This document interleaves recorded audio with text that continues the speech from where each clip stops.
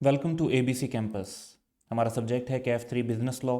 इसमें हम चैप्टर कर रहे हैं free consent and void agreements पर, जिसकी 6th वीडियो है। This is chapter number 4 from I Kaif study text 2020 और हमारा आज का टॉपिक है mistake and I am your facilitator Kashif Adeel. तो फ्री कंसेंट के कॉन्टेक्स्ट में हम मिस्टेक को पढ़ रहे हैं, जिसमें हम already coercion, undue influence, fraud and misrepresentation को पढ़ चुके हैं और उसका ये लास्ट एरिया है फ्री कंसेंट के एंगल का, जिसको हम मिस्टेक कहते हैं। तो इसमें हम दो चीज़ों को बेसिकली कवर करेंगे आज की वीडियो में।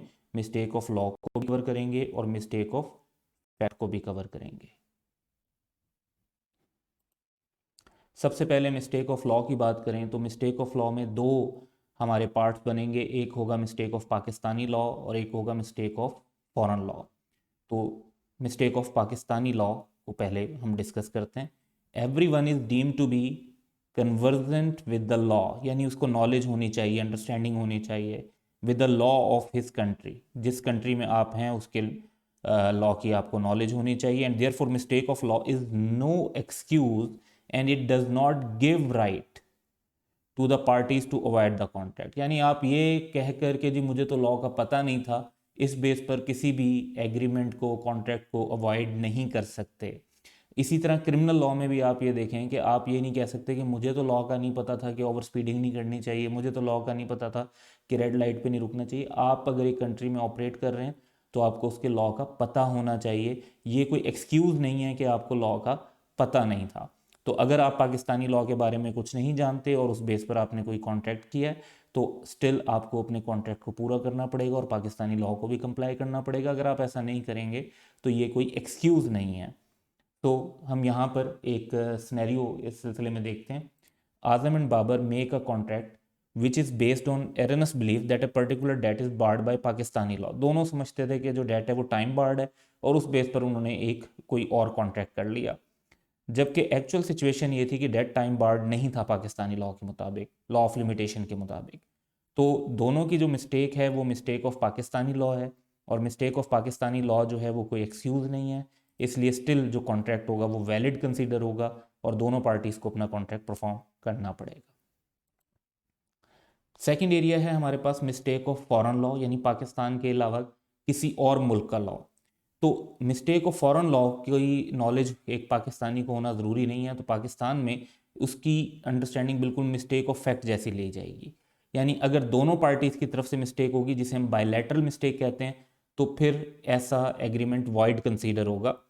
तो यहाँ पर भी हम एक सिनेरियो देख लेते हैं। Andrew, a Pakistani, agrees to export a particular medicine to Boris, a foreign national.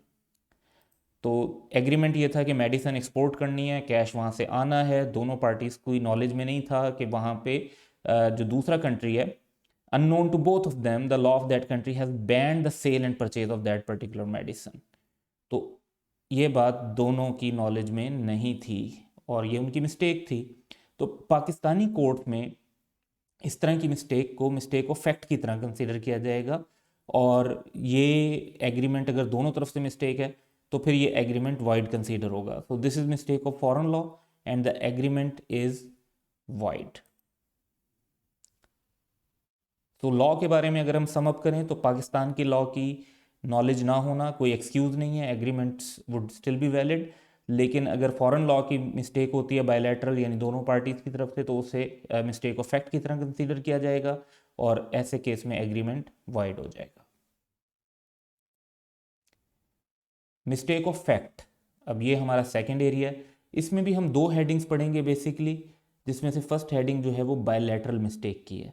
यानी बायलैटरल का लफ्जी मतलब होता है जब दोनों पार्टीज़ की तरफ हो, दोनों तरफ से हो, where both the parties to an agreement are under a mistake as to a matter of fact essential to the agreement is void। लेकिन अगर सिर्फ ओपिनियन का फ़र्क हो कि जी इस चीज़ की वैल्यू ज़्यादा है या कम है या इतनी है, 10,000 है या 20,000 है, तो उसको मिस्टेक नहीं समझा जाएगा और उसकी बेस पर एग्रीमेंट जो है वो वाइड नहीं होगा। इसको अगर हम पॉइंट्स को समअप करें तो ये बनेगा कि अगर दोनों पार्टीज़ की मिस्टेक है और मिस्टेक ऐसे मैटर्स पर है जो एग्रीमेंट के लिए एसेंशियल्स हैं, तो फिर तो वो वाइड हो जाएगा एग्रीमेंट। लेकिन अगर दोनों पार्टीज में से मिस्टेक है और मिस्टेक जो है सिर्फ वैल्यू के बारे में एक ओपिनियन की है कि वो गलत ओपिनियन थी उनकी, तो मिस्टेक नहीं होगी और ना ही वो एग्रीमेंट वाइड होगा इस पॉइंट पर। अब इसको ज़रा मज़ीद देखते हैं कि बायलैटरल मिस्टेक किस किस टाइप की हो सकती है। So bilateral mistake as to the subject matter.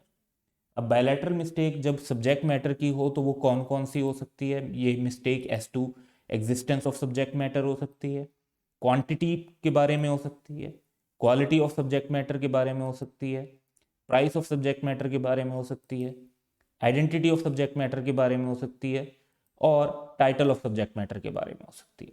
तो ये सारी मिस्टेक्स, अगर इनमें से ये 6 पॉइंट्स आपके सामने लिखे हुए हैं, तो इन 6 पॉइंट्स पर जब भी मिस्टेक होगी दोनों पार्टीज की तरफ से, यानी हम बात करें बायलैटरल मिस्टेक की, तो दोनों पार्टीज की तरफ से जब भी मिस्टेक होगी तो एग्रीमेंट वाइड होगा। अब इन सब में, इन ऑल 6 की हम एक एक एग्जाम्पल कवर करेंगे अपने नेक्स्ट पॉइंट्स में, जिसमें हम डिस्कस करेंगे एग्जिस्टेंस को, क्वांटिटी को, क्वालिटी को, ताकि हर चीज़ का सिनेरियो कवर हो जाए। तो सबसे पहले हमारे पास जो केस है, Atif agrees to buy from Babar a certain horse.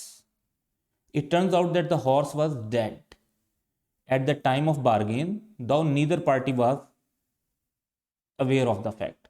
अब दोनों पार्टीज ये समझती थी कि हाउ हॉर्स जो है वो एग्जिस्ट करता है, जबकि हॉर्स एग्जिस्ट नहीं करता था।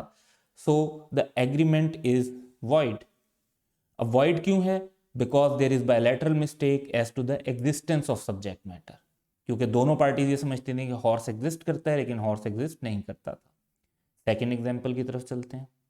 Asif agrees to buy from Bakar all his horses, believing that Bakar has 3 horses, but Bakar actually has 2 horses. The agreement is void. अब void क्यों है? क्योंकि वंस अगेन बायलैटरल मिस्टेक है, एक पार्टी के जहन में क्वांटिटी 3 है, दूसरी पार्टी के जहन में क्वांटिटी 2 है, तो ऐसा एग्रीमेंट में कंसेंसस एडाइडम नहीं है, दोनों सेम चीज़ को सेम वे में अंडरस्टैंड नहीं कर रहे, तो क्वांटिटी ऑफ सब्जेक्ट मैटर की बायलैटरल मिस्टेक की वजह से ये एग्रीमेंट वाइड होगा। नेक्स्ट चलते हैं। तो थर्ड सिनेरियो हमारे पास है कि Arif agrees to buy a particular horse from बाकिर।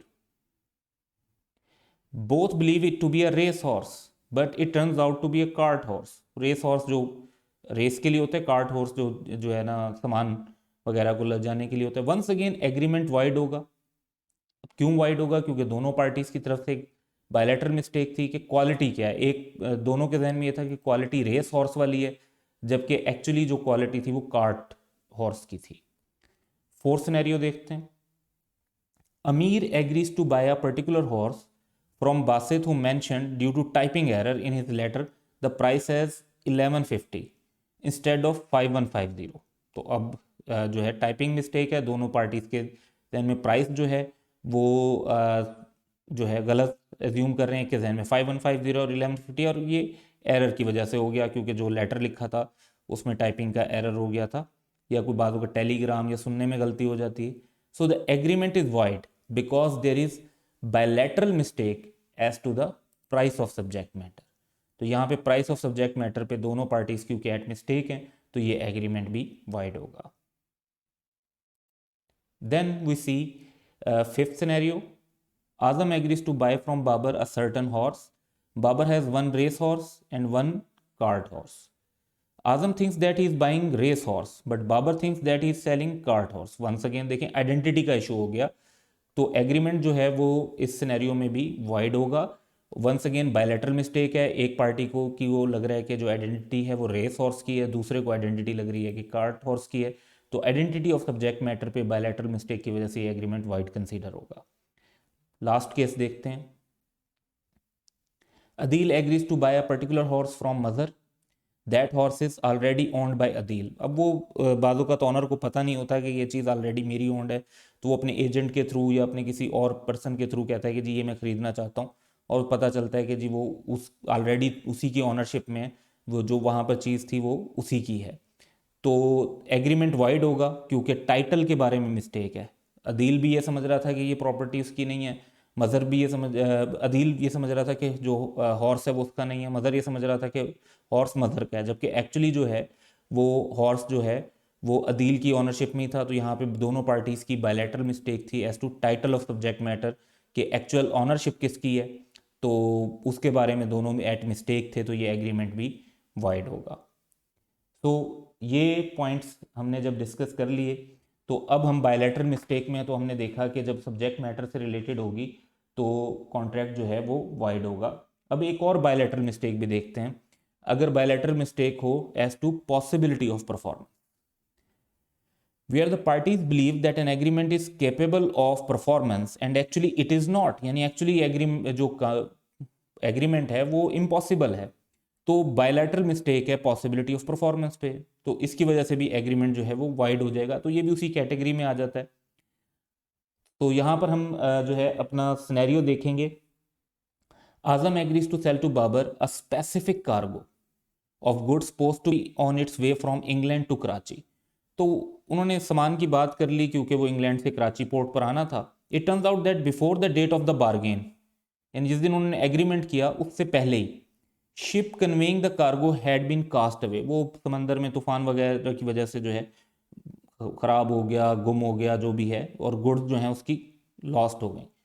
दोनों पार्टीज को इस बात का नहीं पता था, यानी दोनों पार्टीज की यहाँ पर मिस्टेक है और बायलैटरल मिस्टेक है।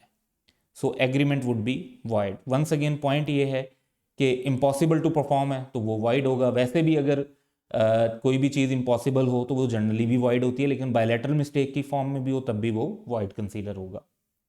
तो बायलैटरल मिस्टेक्स के अंदर तो यही पॉइंट्स थे।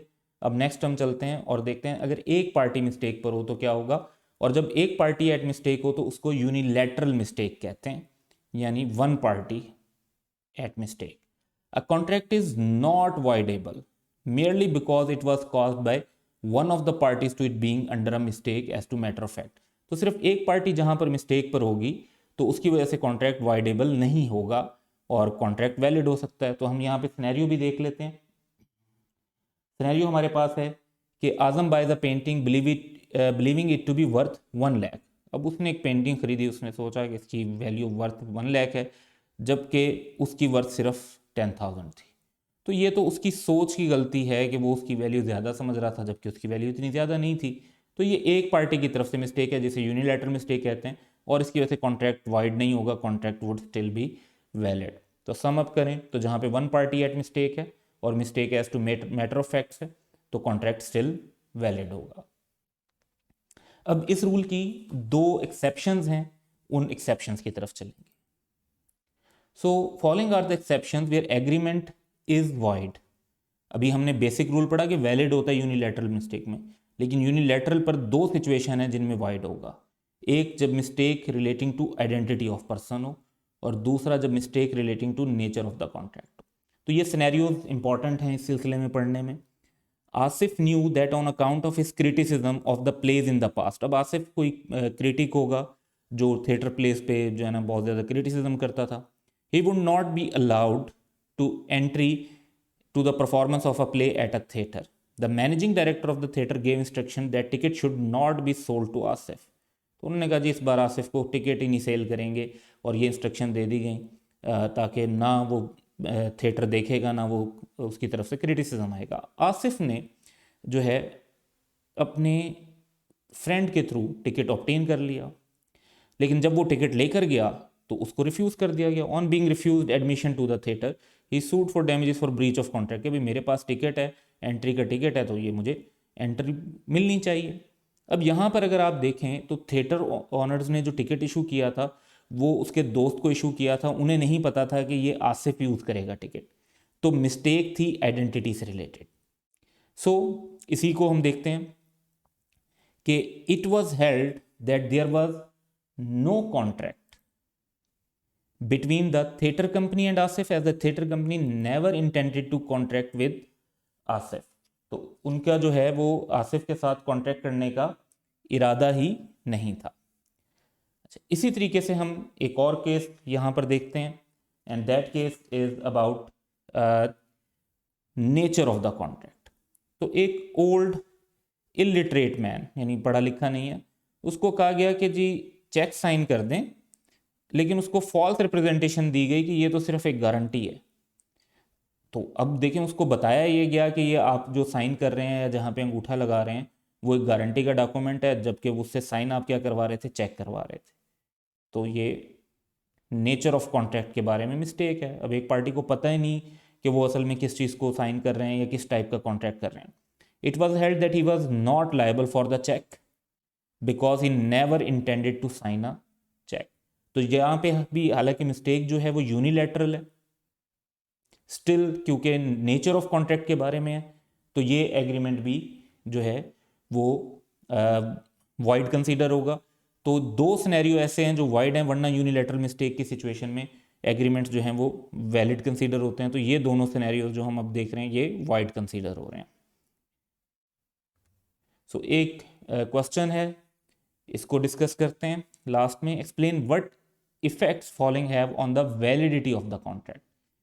अगर यूनिलैटरल मिस्टेक हो, एक पार्टी की mistake of law in force in Pakistan, Pakistani law की मिस्टेक तो मिस्टेक मानी ही नहीं जाएगी, वो तो एक्सक्यूज होगी ही नहीं, कॉन्ट्रैक्ट जो है वो वाइडेबल नहीं होगा, कॉन्ट्रैक्ट स्टिल परफॉर्म करना पड़ेगा.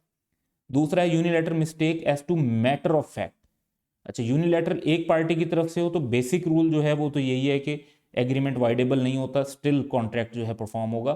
सिर्फ इसकी दो एक्सेप्शन है, लेकिन जब आपके सामने फुल डिटेल्स ना हो तो हम नॉर्मली एज्यूम करेंगे कि बेसिक रूल की बात हो रही है. म्यूचुअल मिस्टेक यानी दोनों पार्टीज की तरफ से, और फॉरेन लॉ की मिस्टेक जो है वो मिस्टेक ऑफ फैक्ट की तरह समझी जाती है, और दोनों पार्टीज की तरफ से मिस्टेक होगी तो बायलैटरल मिस्टेक हो जाए. अगर फैक्ट की या फॉरेन लॉ की हो जाए सेम बात है, तो एग्रीमेंट फिर वाइड होगा, फिर वो परफॉर्म नहीं करना होगा. So that's all for today. Have a good day.